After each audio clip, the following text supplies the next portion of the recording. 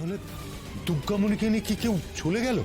বলি হ্যাঁ গো, তোমার কি মতিভ্রম হয়েছে নাকি?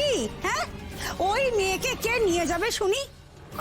ওই হয়েছে এক মেয়ে, যবে থেকে এই বাড়িতে এসছে তবে থেকে খালি ঝামেলার পর ঝামেলা লেগেই আছে। ঝামেলা লেগে আছে না পাকানো হচ্ছে? এই সুলক্ষণা, এর মধ্যে তুমি নেই তো? মানে কি বলতে চাইছোটা কি তুমি? আমার প্রশ্নটা আমি তোমাকে খুব সোজাসুজি করেছি, তুমি নেই তো এর মধ্যে? তুমি কি আমাকে সন্দেহ করছো? হ্যাঁ করছি।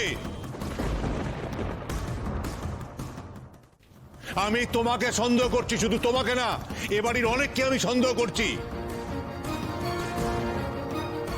আমি খুব ভালো করেই জানি যে এই বাড়িতে তুমি সুলক্ষণা দুর্গামণিকে একেবারেই দেখতে পারো না। আর তোমাকে আমি খুব ভালো করে চিনি, খুব ভালো করে। তুমি যাকে দেখতে পারো না তার সর্বনাশ করার জন্য তুমি যা খুশি করতে পারো, তার যা কোনো ক্ষতি করতে পারো।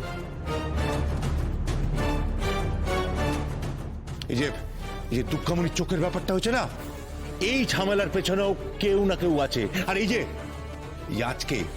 আজকে দুর্গামণিকে পাওয়া যাচ্ছে না, এর পেছনেও কারো না কারোর হাত তো আছেই।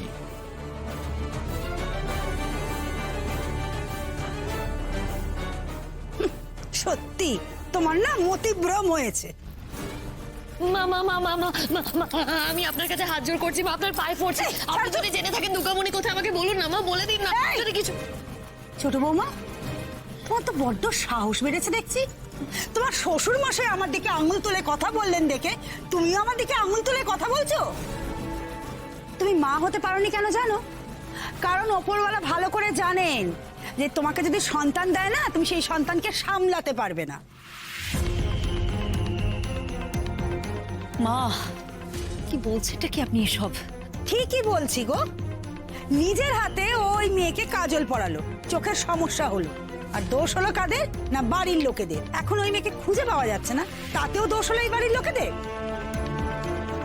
আচ্ছা, ওই দুটো মেয়েকে যদি চোখে চোখে রাখতে নাই পারো, তাহলে ওরকম লম্ফ ঝম্প করে দুটো মেয়েকে নিয়ে আসার কি ছিল বাড়িতে? মা, আপনি হয়তো খুব উঁচু গলায় কথা বলছেন, কিন্তু সন্দেহ করবার মতো আমার কাছে অনেক কারণ আছে। একটু ভেবে বলুন তো, সত্যি কি আমার কাছে কারণ নেই? কি ভেবে বলবো?